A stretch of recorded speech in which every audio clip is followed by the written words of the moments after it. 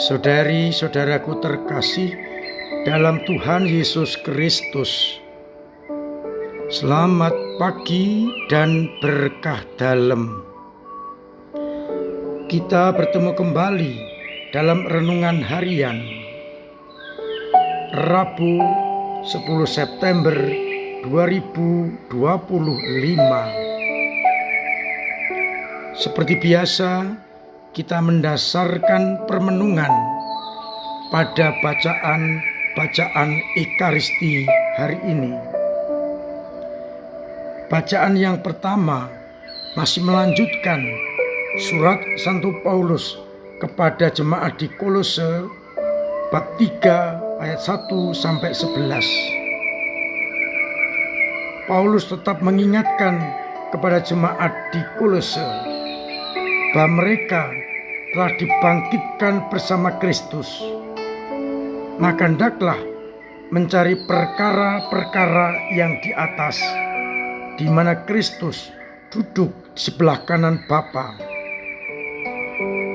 Diajak untuk memikirkan perkara-perkara yang di atas dan bukan perkara-perkara di bumi ini, sebab mereka telah mati dan hidup tersembunyi bersama dengan Kristus di dalam kerajaan Allah.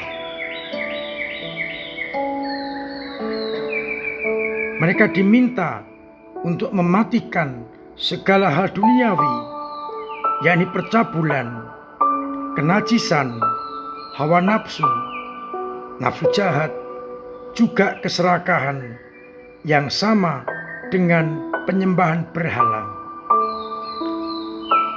Karena semua itu mendatangkan murka Allah.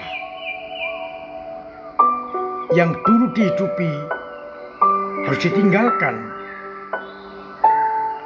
Mereka diajak juga membuang semua kehidupan lama, yakni amarah, geram, kejahatan, fitnah, kata-kata kotor yang keluar dari mulut. Jangan menipu, dan juga lakukanlah yang baik di hadapan Allah dengan mengenakan manusia yang baru.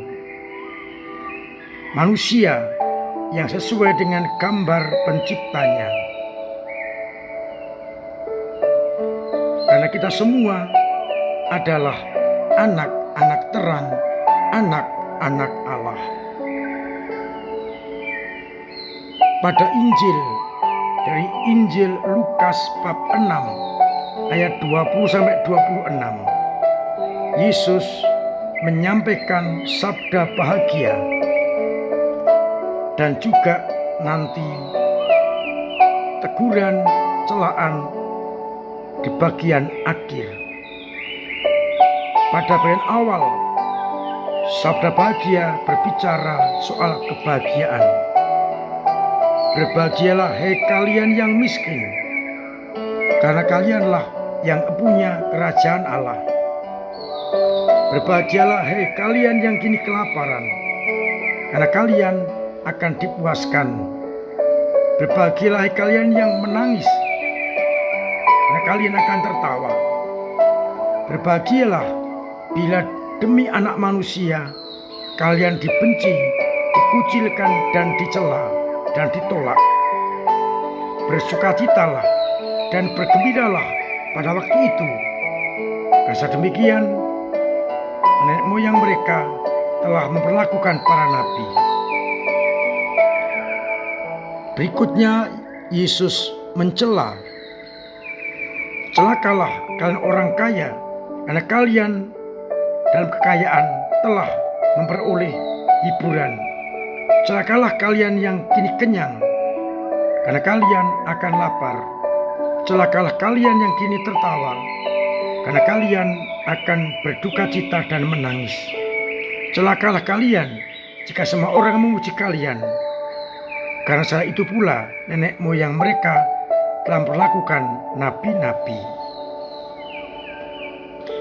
Saudari-saudaraku terkasih dalam Kristus, dari bacaan yang pertama Paulus tetap mengajak umat Kolose untuk konsekuen dengan panggilan sebagai murid-murid Yesus, sahabat-sahabat Yesus, anak-anak Allah. Hidup yang baru hendaknya berani meninggalkan apa saja yang tidak berkenan kepada Allah. Kita diminta untuk mematikan hal-hal yang bersifat hanya duniawi, yakni percabulan, kenajisan, hawa nafsu, nafsu jahat, dan seterusnya. Meninggalkan sikap-sikap amarah, geram, kejahatan, fitnah, dan seterusnya. Karena kita tidak lagi hidup dalam keadaan manusia lama, tapi kita dalam keadaan berahmat, ditebus oleh Yesus Kristus, maka harus mengenakan manusia baru yang diperintahkan Tuhan, yakni perintah cinta kasih. Jangan sampai tindakan kita, kata-kata kita, sifat kita membuat orang lain berduka cita. Atau dengan kata lain, hendaknya kita, kehadiran kita, hidup kita membawa sukacita dan kabar gembira bagi sesama. Kita ganti semuanya itu dengan sikap cinta kasih seorang akan yang lain. Sudahkah aku meninggalkan manusia lama yang dikuasai oleh percabulan, kenajisan, hawa nafsu, nafsu jahat, keserakahan, amarah, geram, fitnah, dan seterusnya?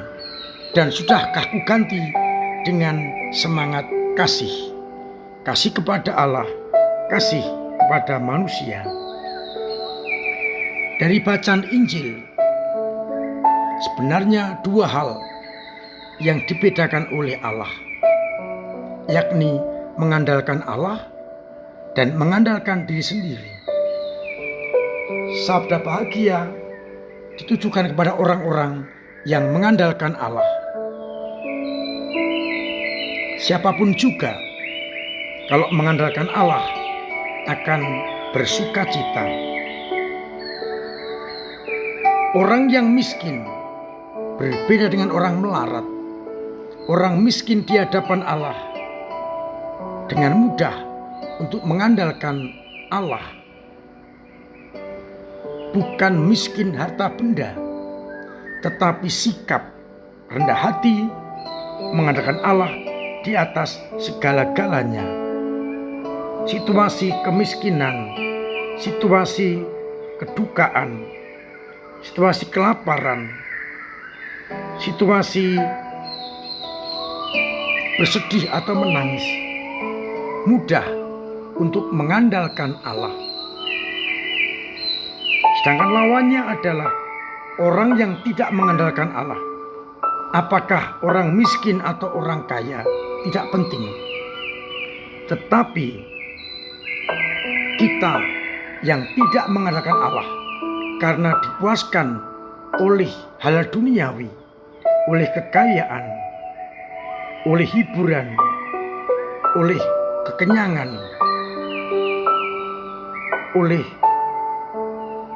pujian, maka kita lupa akan Allah. Tapi tidak harus. Maka yang paling pokok bukan kaya atau miskin, tetapi apakah saya mengandalkan Allah atau tidak. Kalau kita mengandalkan Allah, kita akan dipuji. Tapi mengandalkan diri sendiri akan dicela dengan kata-kata celakalah.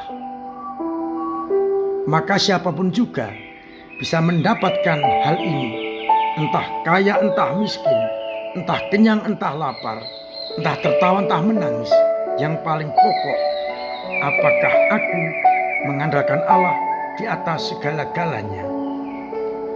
Situasi yang ditampilkan adalah situasi yang membuat orang cenderung, bukan pasti cenderung. Orang yang tertawa, orang yang kenyang, orang yang kaya ada kecenderungan untuk mengandalkan kekuatan sendiri dan tidak mengandalkan Allah. Tetapi saya melihat juga banyak orang yang kaya, yang tertawa, yang kenyang tetap merasa rendah hati dan mengandalkan Allah. Maka kita boleh bertanya sekarang, apakah aku sudah mengandalkan Allah di atas segala-galanya, ataukah aku mengandalkan kekuatan sendiri? Mudah-mudahan kita dalam situasi apapun, kaya atau miskin, kenyang atau lapar, tertawa atau menangis, tetap rendah hati dan mengandalkan Allah di atas segala-galanya. Kalau demikian, kita akan dipuji bahagia oleh Yesus. Semoga kita semakin sadar untuk terus-menerus mengandalkan Dia di atas segala-galanya. Tuhan memberkati kita sekalian. Amin. Marilah kita berdoa. Bapa yang penuh kasih, kami bersyukur karena sabda-Mu sungguh memberikan harapan, kekuatan, dan sukacita. Kalau kami mengandalkan Engkau di atas segala-galanya, dan kalau kami meninggalkan manusia lama, mengenakan manusia baru yang hidup sesuai dengan kehendak-Mu. Semoga Kau bantu kami untuk mengandalkan Engkau dan hidup menurut kehendak-Mu. Semoga iman kami yang kadang lemah, kadang jatuh, kadang mandek, bahkan kadang hilang, tetap Engkau tumbuhkan dan Kau kuatkan, sehingga iman kami tetap kokoh kuat di hadapan-Mu, dan kami tetap mengandalkan Engkau di atas segala-galanya.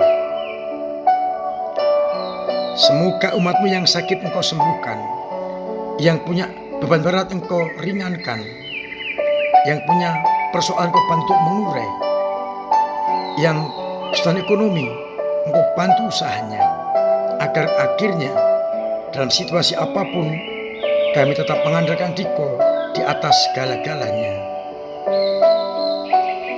Biarlah akhirnya kami semakin teguh beriman kepadamu. Untuk itu sertai kami dengan berkat-Mu sendiri, Bapa dan Putra dan Roh Kudus. Amin.